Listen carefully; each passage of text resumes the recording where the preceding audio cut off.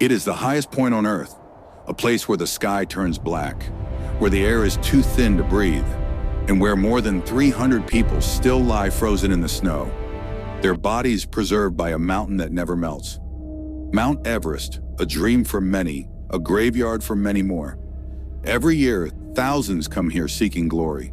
Some want fame, some want escape, some can't even explain what pulled them to this mountain. Everest has a strange way of calling people. But the mountain does not forget, and it does not forgive. From the moment you step onto this land, Everest begins to test you. Not with avalanches, not with storms, but with silence. A silence so deep, it feels alive. Every climber knows this moment, the moment they meet the mountain's first victims. Some of the dead still sit upright, staring at the sky. Some look like they're sleeping.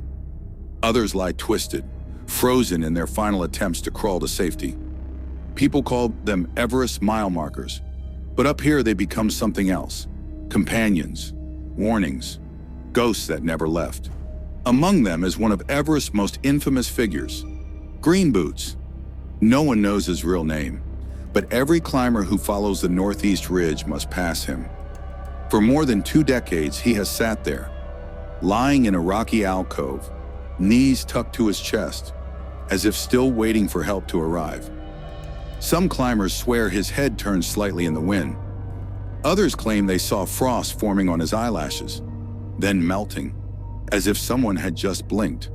Above 8,000 meters lies a place unlike anywhere else on Earth, a place called the Death Zone. Here, the air is so thin your body slowly dies, even when you're standing still. Your brain swells, your vision narrows, your thoughts twist. Many climbers report the same thing, a feeling that someone is behind them, following them, breathing just over their shoulder. Some call it hallucination. Some call it the third man factor, the feeling of an invisible companion helping you survive. But others believe something else climbs this mountain. In 2017, a climber named Aiden Hale attempted the summit alone. Experience wasn't his problem. Isolation was. Aiden reported hearing footsteps behind him for hours. Not echoes, but footsteps matching his exactly 1 step behind. When he turned in, there was nothing. But he wrote in his log that the feeling became so strong, he started speaking to the empty air. "I know you're here," he wrote. "Just tell me what you want." That night, winds reached 70 miles per hour. Aiden radioed base camp, his voice trembling. "Aiden, someone is outside my tent." Base camp. "Aiden, there's no one near your position. Stay inside." "Aiden, he's not trying to get in.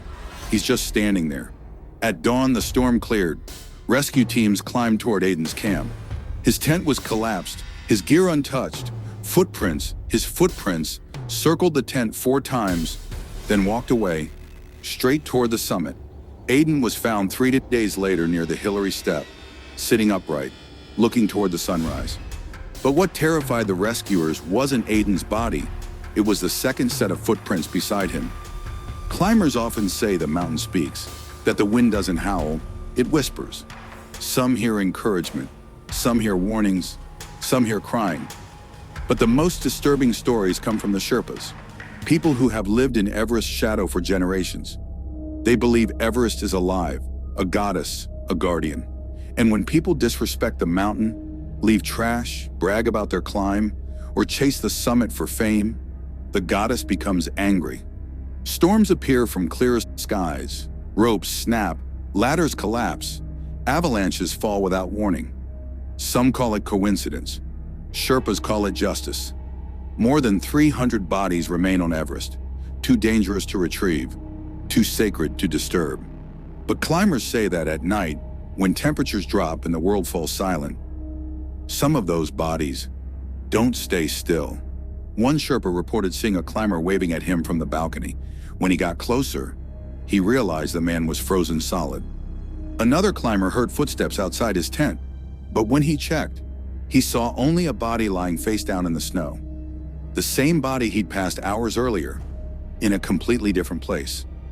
And for those who survive everything, the storms, the wind, the bodies, the invisible footsteps, The summit is their reward.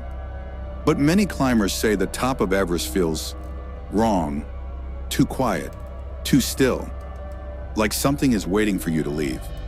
One climber described it best. It doesn't feel like you reached the top, it feels like you intruded. Every year, more people climb Everest, and every year, some never come back.